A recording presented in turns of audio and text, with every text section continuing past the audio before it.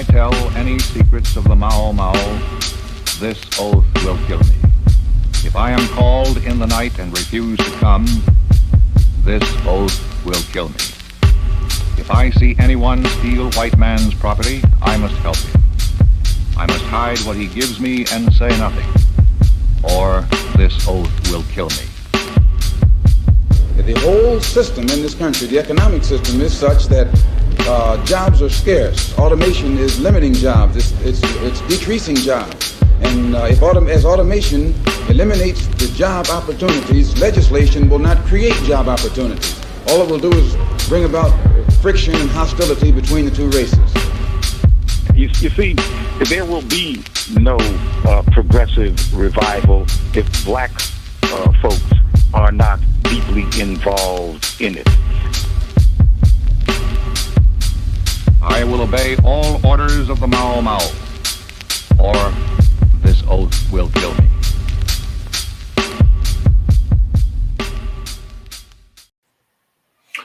Peace, greetings, and salutations, and good evening to friends, enemies, and comrades.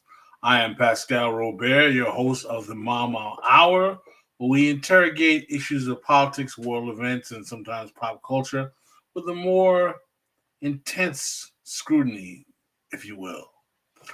Today, we're talking about a subject matter that has been of consternation for most in the world, particularly many on the left, for a little over the year. On October 7th of this year, we witnessed the year anniversary of the tragedy of what has been happening in Palestine versus Israel around the Gaza Strip and the conflagration that brought forth these tragedies. Tens and thousands of Palestinians and children have been ripped to shreds as a result of this, while Israeli hostages have been held without resolution.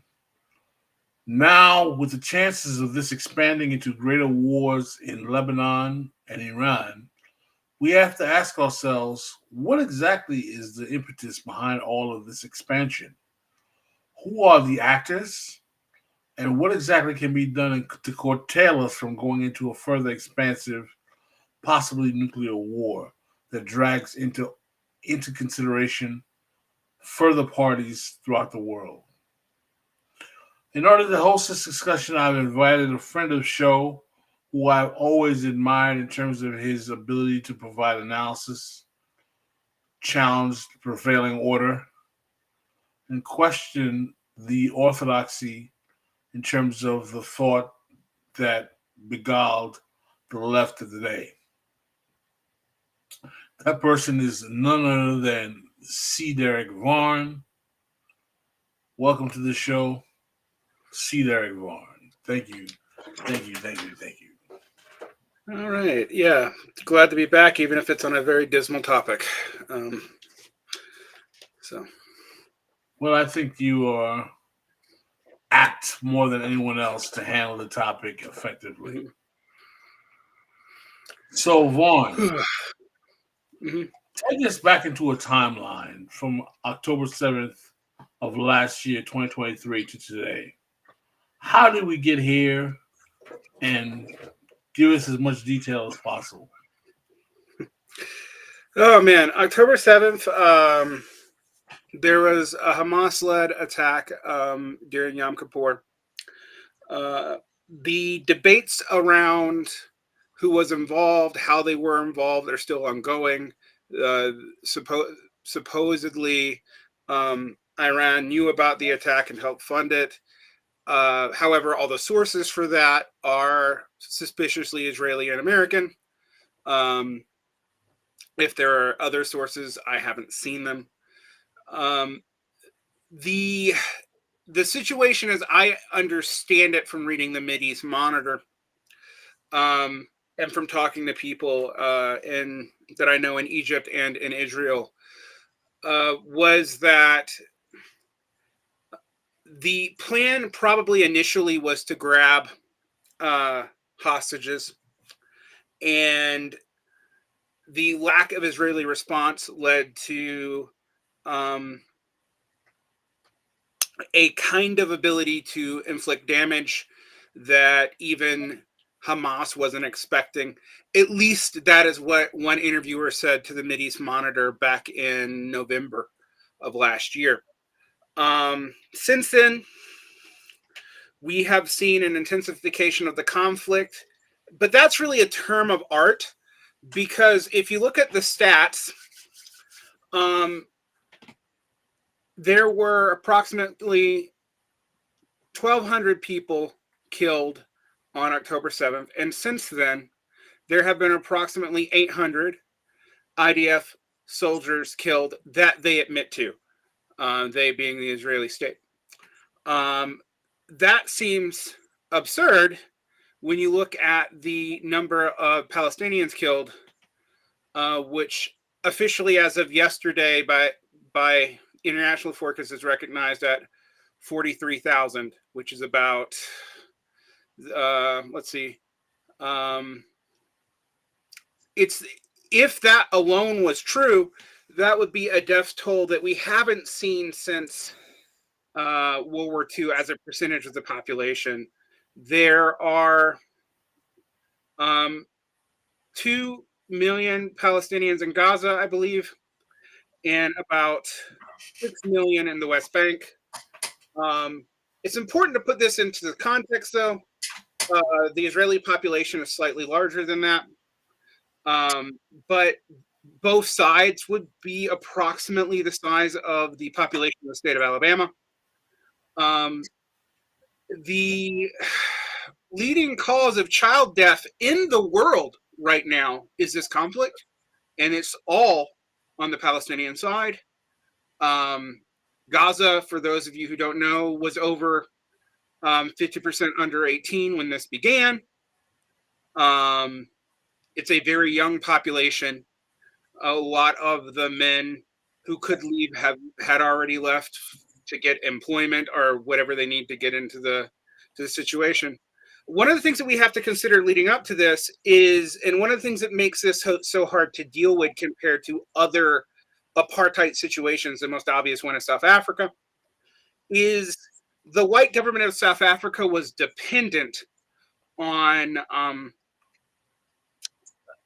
black labor, whereas the Israeli government has been importing South Asian labor to not utilize Palestinian, particularly Gazan labor now for about a decade, thus shutting them out of the labor pool, shutting out Palestinians from a means of subsistence, and shutting out any organic sense of working class solidarity between the Palestinians and the Israeli working class, in so much that there is one. That was systemic and deliberate. And that's what you would expect to do if you're an apartheid state who wanted to learn from the mistakes of the apartheid government in South Africa, which is a pretty dark thing to think about. Since then, we've seen a lot of resistance on the Palestinian side, but they have been systemically, and to be expected, frankly, quite outgunned. The Hamas leadership has been assassinated, which is part of what has expanded the situation with Iran, because Israel had violated Iranian sovereign territory to assassinate some Hamas leadership. And that included Hamas leadership that was more willing to listen to the terms of a ceasefire than the leadership that replaced them, such as Sinwar, who is now dead as well. There has been a case brought by many states to the International Court of Criminal Justice. Israel and Hamas leadership were both found complicit and both summoned to be arrested by the International Court of Criminal Justice. However, it seems like the UN institutions around this don't matter. As of this week, the UN agency that was primarily tasked with providing aid to the Palestinians has been barred from entry into Palestinian territories or into Israel. So things look pretty bad. On the domestic Israeli side, for the past 10 years, we've seen an increase in the Israeli right Even the, quote, moderate forces that we saw in the interim government between the two Netanyahu governments were still fairly right-wing by historical standards, although Israeli labor has not been particularly sympathetic to the Palestinians when it was in power either. But the positions taken today are actually well to the right of positions taken even by the predecessors of Likud and the Jacobinskyites and the Irgun, in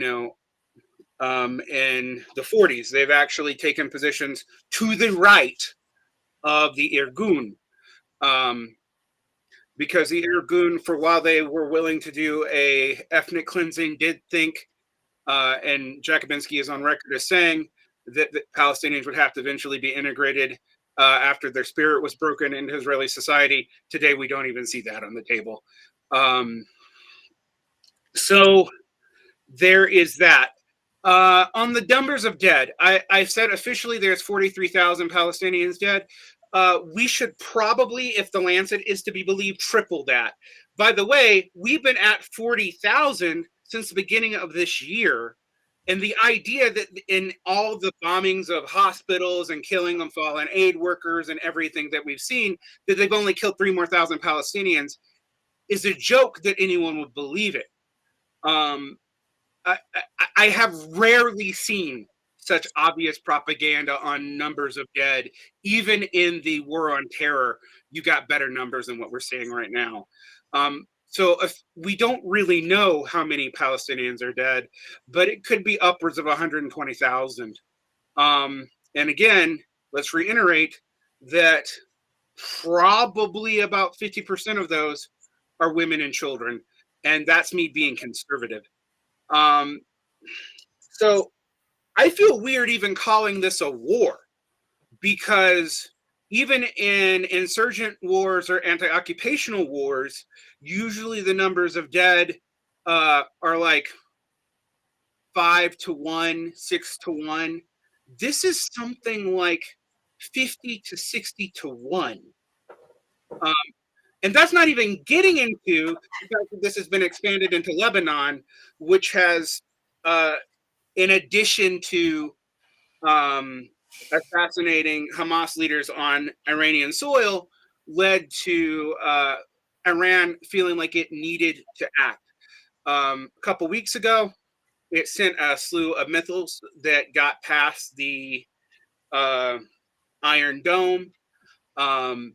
They were clearly, in retrospect, it wasn't clear at first, but they were clearly in retrospect aimed at military targets, and the death toll was nil, as far as we know.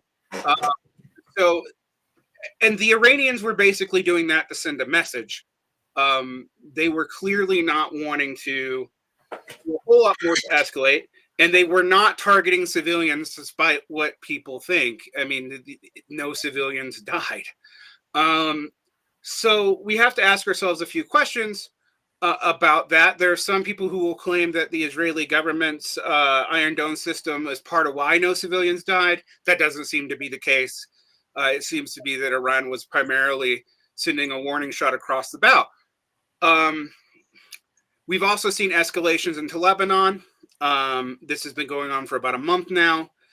Key members of Hezbollah, including Nasrallah, have been killed. I suspect, if history is any indication in regards to Hezbollah, they might regret killing Nasrallah, because Nasrallah was probably a moderating force. But we'll see. As to what that means, Lebanon has a much higher fighting capacity, and Hezbollah has a much higher fighting capacity than the Palestinians do. They don't have the kind of aid from the US and Germany that the Israelis do. But nonetheless, I think it's also fair to say that we can call this a genocide that is largely to expand into a regional war. The numbers of dead and the percentages of dead, even if I was to take the most conservative estimates of 43,000 to 800 IDF soldiers since October 7th. And even if I accepted all that is true, which I kind of don't, I suspect the Israeli dead is double that. And the Palestinian dead is probably triple that. But I can't prove it, so I'm going to just use the conservative numbers here. What we would see pretty clearly is that this is a massacre, no matter how you cut it. There's no way that this is not a massacre. And from my own personal perspective, this is what I was afraid of when October 7th happened. Not that I could blame the Palestinians or even the Hamas leadership for doing what they did, given that they were already being basically slowly starved to death. But this has accelerated the pace of ethnic cleansing. In the last week, the Egyptian government has proposed a 2-day ceasefire to release the hostages and return Palestinian prisoners and try to set up a situation for a longer ceasefire. That has not been accepted. Israel has scuttled all proposed ceasefires, including ones proposed by the United States. Also, 2 weeks ago, the Biden administration spokesperson said if things did not improve within the next 30 days, that Biden might do something, although what that meant is completely and totally unclear. But on that as well, we saw today, at least according to the reporting of Ryan Grimm, that the same spokesperson said that things are pretty much going on at a continuous level as to the past and that it is acceptable. Now, in regards to Iran and the war with Iran, or even the war with Lebanon, I think increased firefighting between Lebanon and Israel is inevitable. I might be wrong on that. I want to take everything I say with, like, we don't know what the future holds, but given the past and the other 6 times Israel has invaded Lebanon, that we can see this expanding. The other thing is, if the reports are true that most of Iranian air capacity were taken out in the bombings and the retaliation bombings that happened earlier this week, Iran is in a precarious situation. But we must remember that the Iranian population is massive compared to Israel. And in a conventional war, in a Clausewitzian war of attrition, it would be very hard for Israel to prevail given just the sheer population differences. However, we have to remind ourselves that even if Iran has 1 or 2 nuclear warheads, which we don't know that they do, this is if we are to believe certain speculations about their own nuclear capacities, we know that Israel has at least 29. And the specter of this war going hot and even potentially involving states outside of the Middle East becomes a lot more real. Other forces in the Middle East are hard to gauge. Turkey's talked a good game, but it took forever to get them to quit importing steel to the Israeli government. And even now they're importing it into the Palestinian Authority, and we don't know what's happening to that steel. China has had no arms sales to Israel, but is still buying Israeli tech and still operating a port in Haifa in conjunction with Israel, even though it has been hosting Palestinian peace talks, not to much avail, but they have been doing it. Russia's stance to Israel was initially pretty sanguine, but that has all degenerated as stuff is heated up with Iran. If we remember Israel's role during the Russia-Ukraine conflict, Israel in the beginning of that conflict was actually playing a role closer to Turkey or even Hungary and trying to mitigate the conflict while staying within the Western aligned regime. That has all disintegrated in the past 6 months. So where the other great powers are in relation to this are really hard to see. China clearly thinks this is bad, but also clearly doesn't want to expend a lot of political capital to do much about it. Russia has conflicting interests there. So a large part of the Israeli population is also passport holders with Russia. And so we would see where that goes. There are other really confounding factors. We've seen a lot of the Israeli left, in so much that there is one leave the country. This is actually a long-standing trend that's been happening for about 7 years. The proportion of Israeli dual passport holders, while it's still about 20%, has actually dropped in the last decade, mainly because people are self-deporting due to the political situation there. Another thing to look at is that Netanyahu's support base is largely Mizrahi, as I've said before, which are Arab Jews, indigenous to not so much Palestine, but to the greater Levant and Gulf. In fact, most of them come from places like Yemen, Egypt. Historically, most of them have been in Israel, this current generation, their whole life. This is actually a strong base for Netanyahu and a large base for the expansion of this war. And it confounds left-wing narratives a little bit, because while this is a creation of European settler colonialism, it is one that actually happened because of the way the Arab nation states were created in the Balfour Declaration, and led to the expulsion of long-standing Jewish communities that were completely integrated into the Muslim Arab world. Similar to what happened to, for example, a lot of Middle Eastern Christian groups during the War on Terror, who often were targeted after the War on Terror, where they were largely living peacefully before then. This makes trying to understand the settler colonial situation a little bit more complicated, because even if the people who leave Israel are the Ashkenazi, a lot of the base that is supporting this massacre / genocide would still be in Israel. And that is something that has to be answered. But we're in a very dim situation, because in some ways, the only way I can personally see this massacre stopping at this point would be either the West finally saying enough is enough, and we don't know if they ever will, or this breaking out into a larger regional war, which threatens the peace between all the great powers.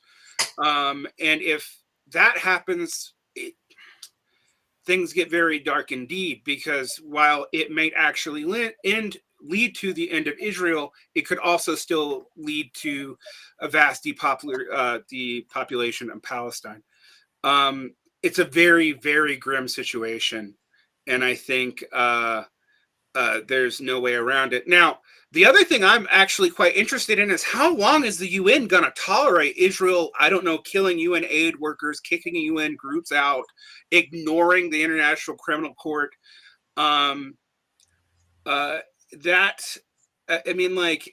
For people who believed in either the UN as the world international order, or in the rules-based international order created by NATO to succeed it, as the Democrats claim to believe in, they have pretty much gutted those institutions in the region. They're like, the UN is going to be more of a laughingstock there, and they have no reason to trust the Israelis on anything at all. And so it's interesting to see if this garrison state can hold out. Now, Israel is paying a hefty economic price for this, and that needs to be kept in mind. That could also be another check, because they've seen inflation and reserves dwindling for a while. The BDS campaigns have really started to kick in earnest in places that were more lukewarm than before. It's hard to know how this is going to affect the Israeli economy. And while we shouldn't underestimate Israel's native stock of munitions, it is important to note that they have been mostly using U.S. and German weaponry up to this point. And that is the real, we have been exporting several tons of munitions to Israel a day now for over a year. So it's and in terms of money and firepower and everything else. I mean, even so much that it's basically sapped the West's ability or want to really help Ukraine. So it's it is what it is. But and this situation seems to be really hurting a lot of narratives. And then I'll let you get to some questions. But one of the things that's hurting is, not only has this damaged the UN, but how long are the other multipolar powers going to tolerate this? Are they willing to really push back at anything more than words? I mean,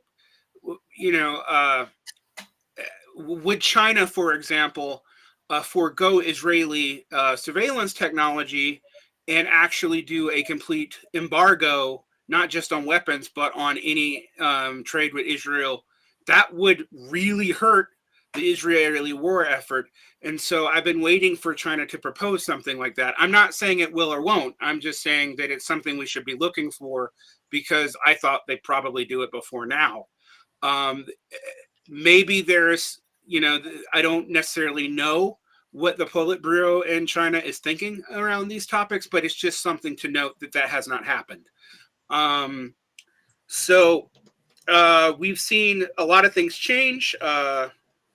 One thing is Mohammed bin Salman in Saudi Arabia was very clearly trying to normalize relationships with Israel. That seems to be over, at least rhetorically. I wanted to ask you about that. Yeah.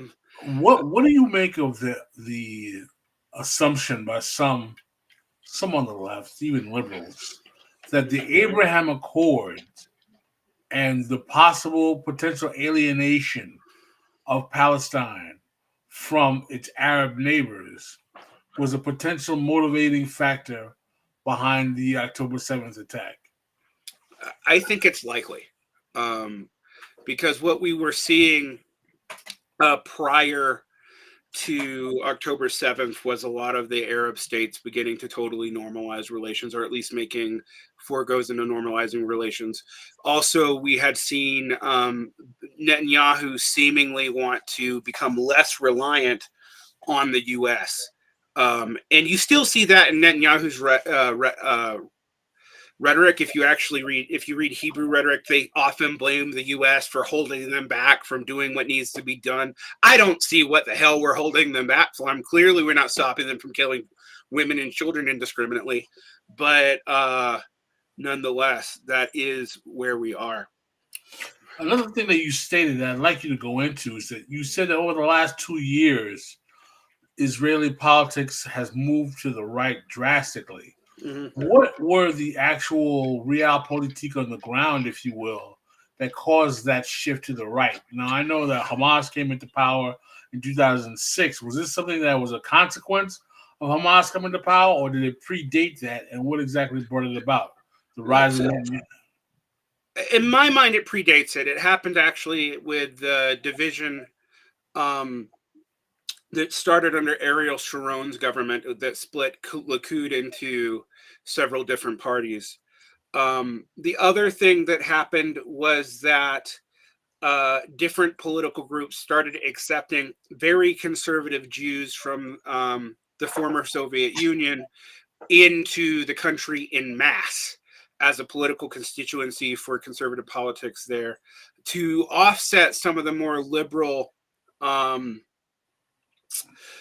labor Zionists, liberal Zionists that were largely kind of Herzlite members of the Ashkenazi. Another thing that happened that complicates things and made it more conservative was that the Sanhedrin, and yes, kids, the Sanhedrin really is a legal position in Israel, started pushing back on the ability of secular Jews and people to immigrate, and also passing laws that favored the Haredi, who traditionally were actually hostile to Zionism, but were given special treatment and placement in the Israeli society and exempt from serving in the IDF which made them a more and more conservative voter base. So you saw the rise of a lot of nominally non-Zionist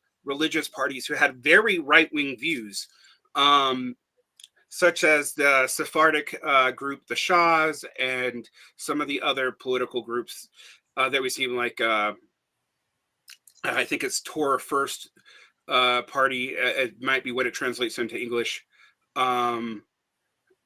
So that really started to transform the nation, the nature of the voter base there. However, we shouldn't give the Israeli left too much credit. It was not particularly good on Palestinian issues ever. So it was not like there was a strong anti-war contingent or pro-Palestinian contingent within Israeli labor when it was powerful.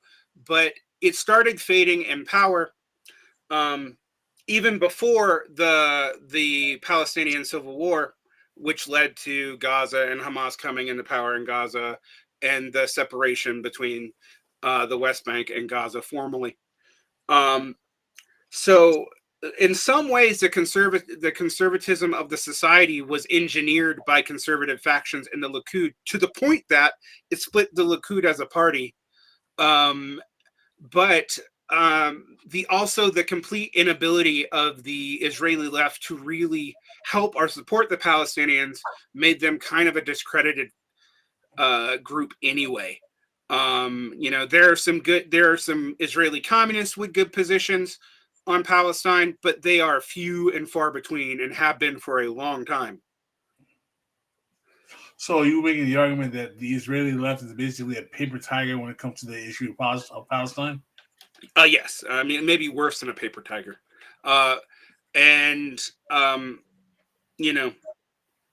today it is correct that the only organized left in the Knesset is an Arab party. It's not even an Israeli one. So it's something that we have to note.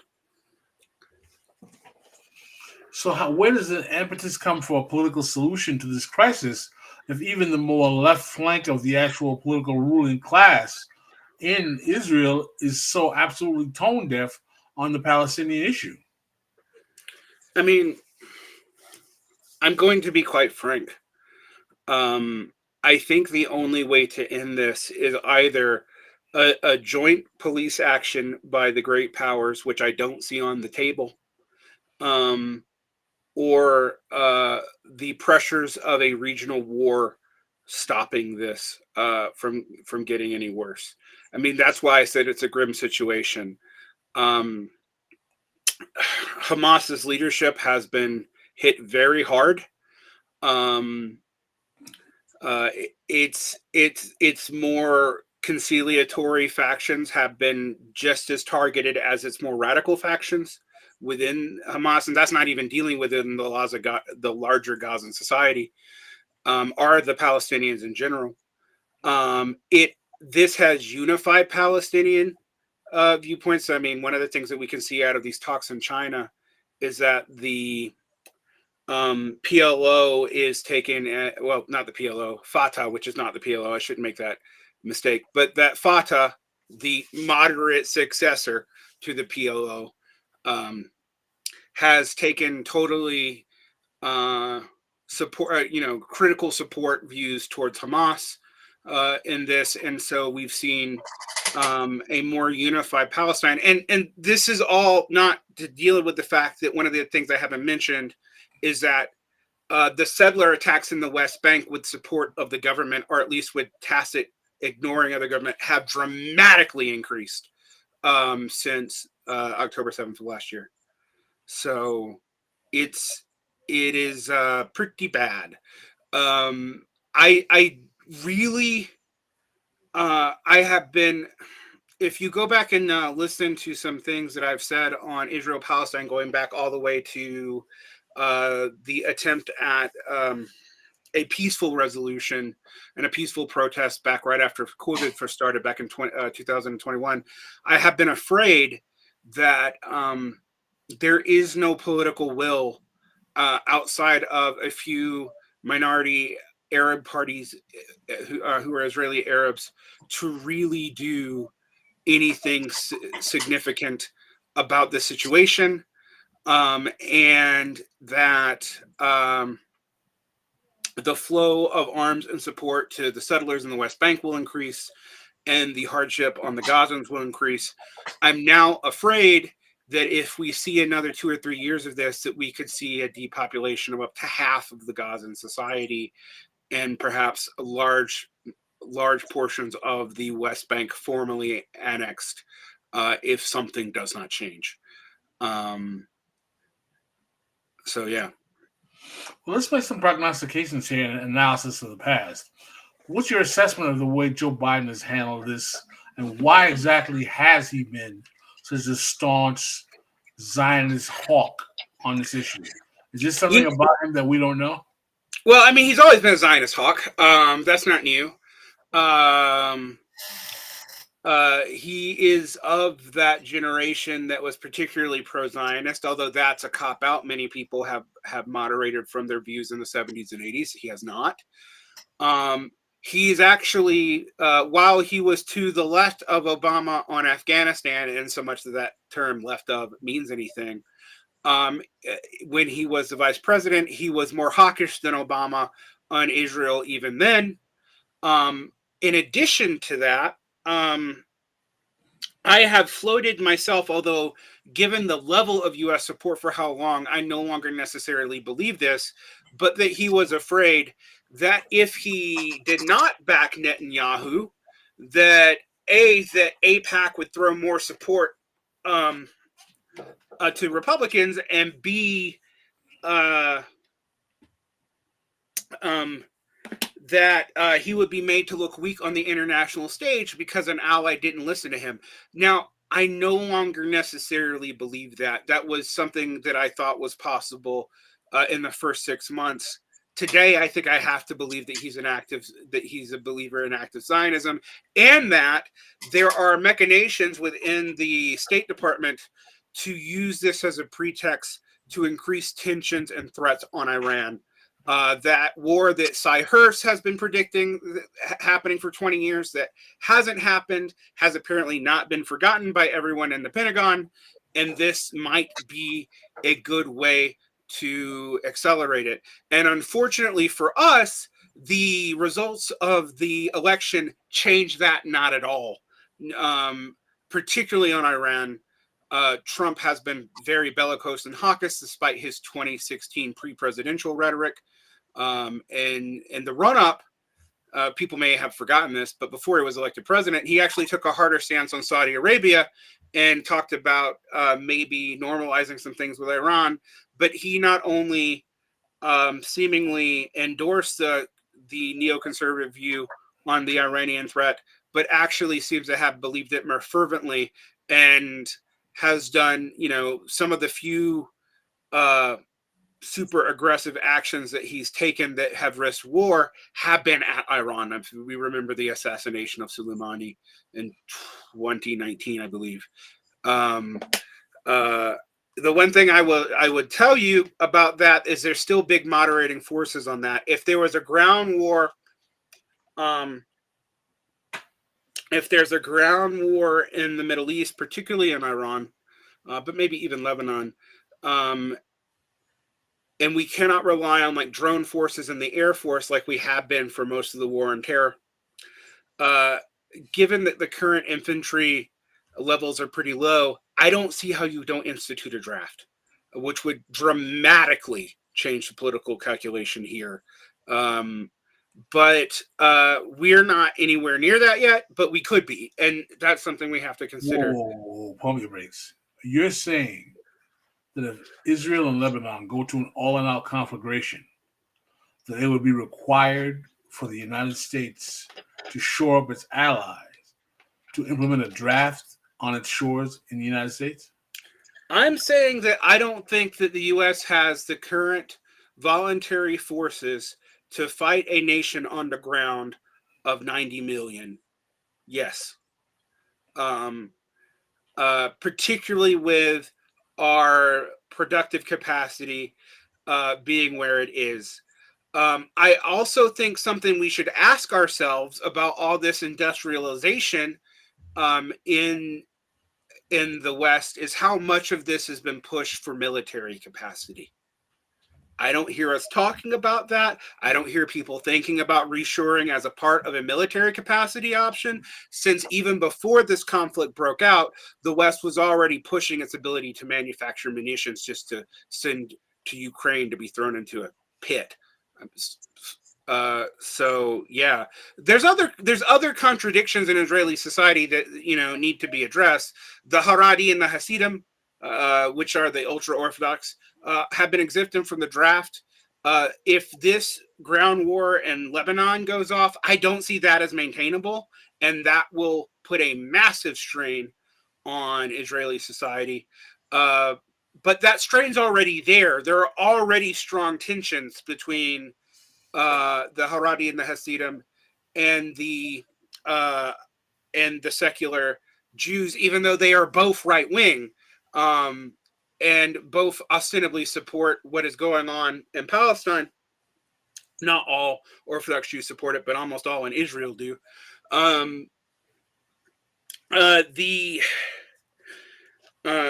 But yeah, I just looking at the raw numbers, unless you're talking about the other way around that, the way you avoid a draft is to start dropping mega bombs on people.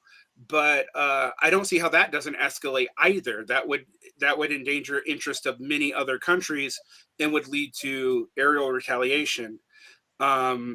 So I think we have to start thinking about what this means and what we've seen in regards to U.S. domestic policy that doesn't seem related to war, that might actually be related to war. And one fact, and I don't want to sound like a conspiracy theory here, I don't think anyone's thinking this, but one thing we have to look at is 10% of blue-collar men in America are currently without work. And they've been without work so long they don't show up on the unemployment rolls. Historically speaking, societies tend to imprison that group or send them to war. And so I am worried, actually, that some people are looking at the quote-unquote surplus population in the United States and go off. Now, I agree with a lot of people that the changing technology of war, as far as doing damage, does not require as many troops. But if you want to hold territory or do regime change, what the war on terror taught you is you can destabilize a government pretty quickly with highly mobile forces, drone forces, etc., but you can't stop what replaces it. So, and you see this in Yemen, like with the Houthis. The Houthis can tear up American military equipment with relatively simple drones because they're 10-year battle hardened in their war with the Yemeni government and with Saudi Arabia, and they know their terrain. Whereas we can throw drones at them and kill tons of people, but they're not targeted, and they can't hold. You can't hold the area with a robot. So this is. I mean, we see this in Ukraine. When Russia started winning the war in Ukraine, when it switched to traditional infantry warfare, Clausewitzian warfare, and since it still had the industrial capacity from its extracted capacity that it had during the end of the Soviet Union, it's been able to do that. And it's been a pure bullets and men operation at a high cost of lives in Russia, but they have a lot of people. And I don't want to sound cavalier about this. This is very bad. But that going to a World War II style of war, as opposed to this, fourth generation, fifth generation warfare model that the U.S. has been using since the 1980s, has been how Russians maintain territory. If we are going to see a similar kind of war in the Middle East, we will see that old form of warfare come back.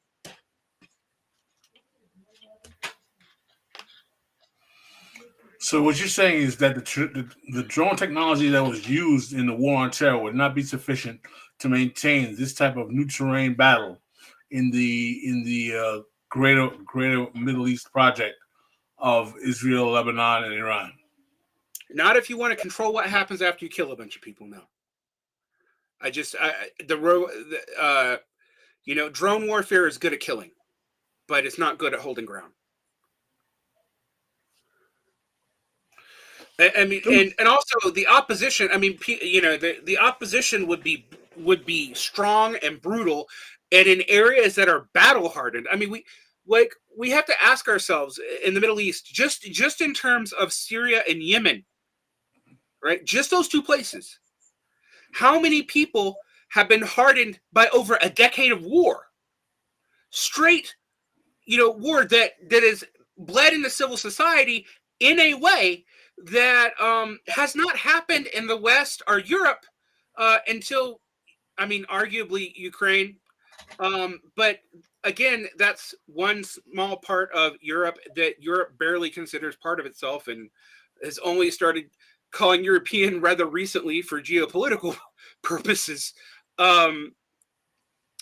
So yeah, when you think about that, you can't hold that with drones. I mean, look, the U.S. kind of tried to do that in Afghanistan, right?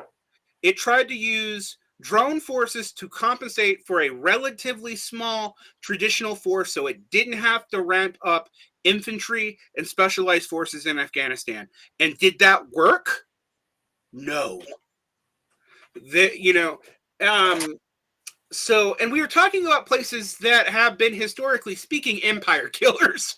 So it is something that we have to think about. And one of the things that I don't like pontificating on the future all that much, but all the ways out of this, barring a coalition of large powers really putting pressure on the U.S.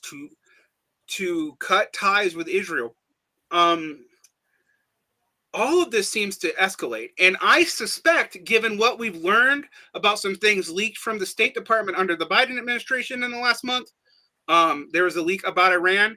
This is partially to weaken Iran and also partially, frankly, to weaken Russia, of whom Iran is a major ally.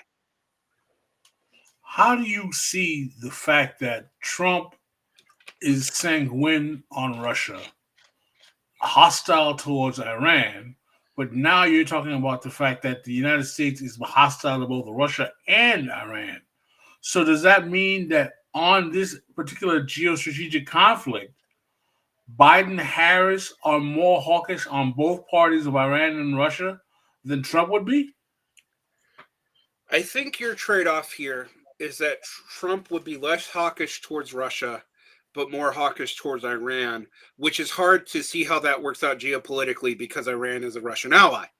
Whereas the Biden-Harris administration has a more, frankly, coherent policy here, but it's more brutal. So yes, I think there is a reason why Dick Cheney endorsed Harris.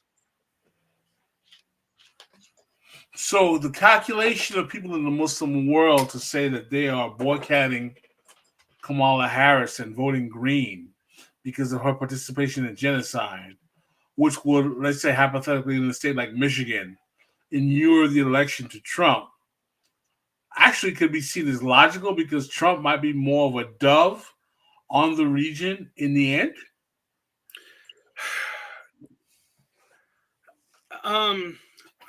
Let me answer you indirectly with an anecdote, and then I'll answer you directly. When I was in Egypt in 2015 and 16 and 17, Trump was more popular than Barack Obama. Barack Obama had been popular in Egypt until the Arab Spring, where Barack Obama was seen as playing both sides. The reason why a lot of the local people on the street like Trump wasn't that they thought he was, they knew he was a bigot. They weren't stupid. You and I both lived in Egypt. The assumption that they don't know that much about the rest of the world is false. But that at least they knew where the fuck he stood on anything, right?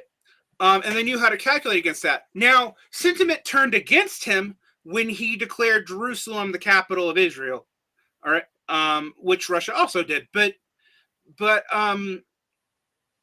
nonetheless, that was for a while the average Egyptian person's on the street view.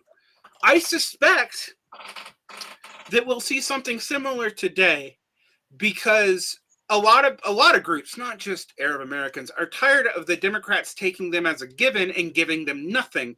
And in the case of Arab Americans, I mean, this is a flashback to a lot of the worst of the war on terror, and the U.S. is complicit. And a lot of people, rightly or wrongly, thought that maybe this was over with the end of Afghanistan, but it clearly is not. If anything, the pivot to Asia seems over.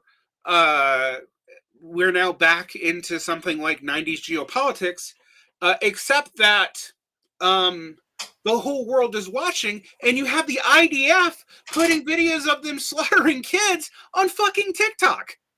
Like the stuff that used to send people into conniption during the war on terror because it got in the WikiLeaks, the IDF itself is putting out there for the world to see, while also trying to get us to believe that only 43,000 people have died.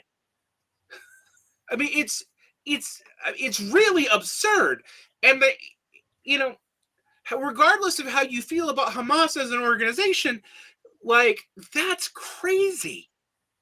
And the United States has been, the Biden-Harris administration has been talking peace, but they've not done a damn thing to bring it about at all. If anything, they've done the opposite. So, yeah, it might be a rational calculation. If nothing else, it's a sign that you can't take these demographics for granted when you are killing their relatives.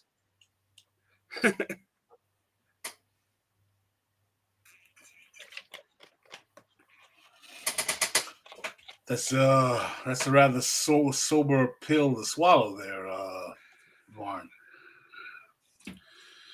I don't know. I mean, I don't know what to tell. I don't know what to say. I mean, like, if we have to admit that if people are worried about the Green Party winning, it is not because Jill Stein has all of a sudden become a more compelling candidate in the last 5 years. It's because the Democrats have utterly and completely fucked up and don't care. Now, do I think that's going to cost them the election? I don't know. One of the things is it's so close that almost anything can. There's a lot of anger at the Biden-Harris administration over people feeling gaslit about the economy, and the fact that pretty much nobody knows what Harris actually believes in. But nonetheless, I think we have to admit that as far as Palestine and Israel is concerned, if I was Somali and Dearborn, or if I was any Yemeni American in any place in Michigan, I don't know if I could vote for anybody in the major party. I mean, I'll be quite honest with you. I'm not that, and I can't vote for anybody in a major party myself. So, I don't blame them at all. And what options do they have? I mean, like, the hope that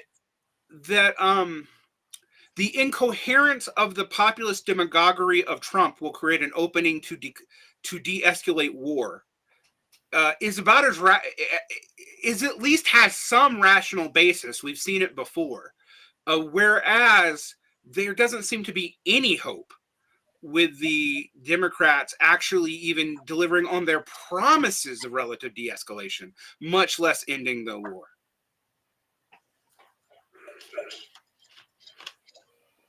Well, we're coming up in an hour. Do you have any prognostications on the election you want to share? Oh, my fuck. I'll be on next week to talk about the election. And this election, I will say, I see no viable candidate for the United States presidency that will do anything about most of the issues, domestic or international, that the left cares about. even in comparison to good old doddering Joe Biden. Under Trump, we've accidentally gotten some progressive things. They were totally by accident. And things could get very bad under Trump because of his constituency and base. But frankly, there doesn't seem to be any good outcomes. And let's ask ourselves a question. Even if Harris wins this, national polls have her up 2% right now. That's within a margin of error, but whatever. It looks much less sanguine when you look at the Electoral College. Do you see her winning in 4 years? Since we have no idea how she's going to govern, except that in large part, if we take her word that she's going to be a continuation of the Biden administration, and on some issues domestically, such as on crypto and on antitrust lawsuits, there's been indication that she's going to be to the right of Biden and also do very little, very, very little about these conflicts in the Middle East. I just can't see her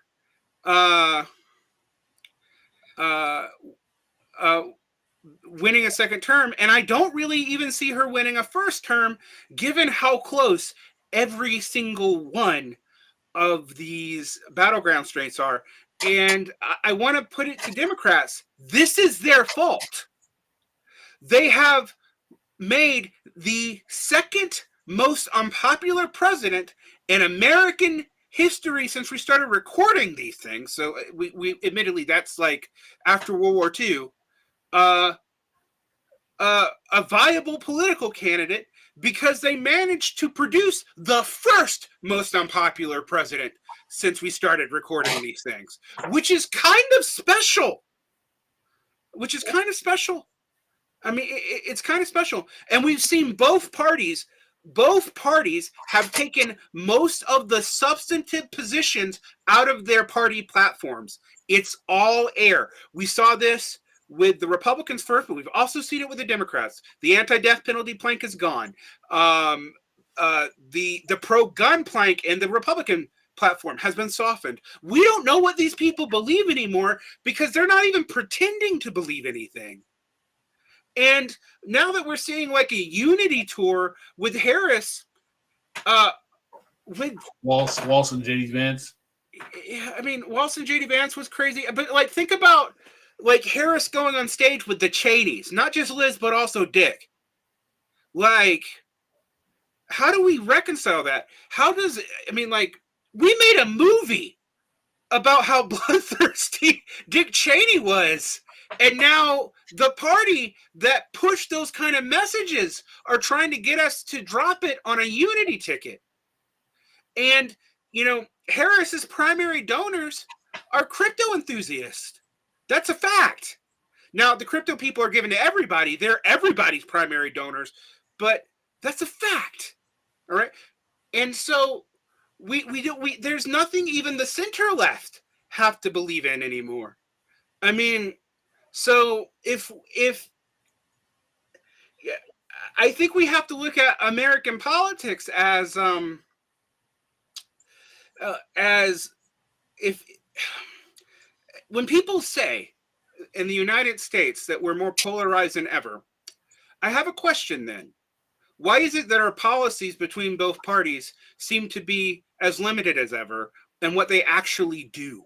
They have done very little. And every liberal and left-wing talking point that we saw, even ones that are older than the Obama administration, all right, has fizzled into air under the Biden administration. Do you hear anyone talk about Medicare for all? Do you hear anyone talk about anti-war positions in the government?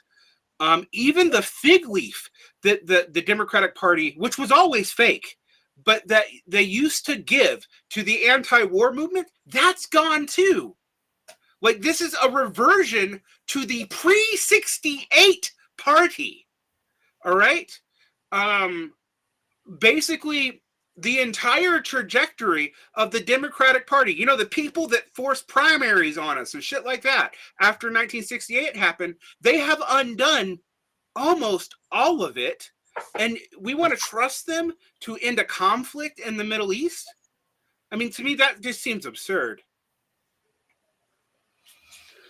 Well, Warren, you've definitely made it an eventful night. I'd like to thank you for coming on. And where can we find you? You can find me over at Varn Blog, and I'll be back on here with you guys soon enough. I think I'll be on the panel to talk about the depression election, as I like to call it, because I feel depressed no matter what happens. So, all right. Well, this has been the Mile Mile Hour with Pascal Robert. Check us out at the end of the last Friday of the month, next month, for our next issue. And we are out. If I tell any secrets of the Mao Mao, this oath will kill me. If I am called in the night and refuse to come, this oath will kill me. If I see anyone steal white man's property, I must help him. I must hide what he gives me and say nothing, or this oath will kill me. The whole system in this country, the economic system, is such that jobs are scarce. Automation is limiting jobs. It's decreasing jobs. And as automation eliminates the job opportunities, legislation will not create job opportunities. All it will do is bring about friction and hostility between the two races. You see, there will be no progressive revival if black folks are not deeply involved in it. I will obey all orders of the Mao Mao, or this oath will kill me.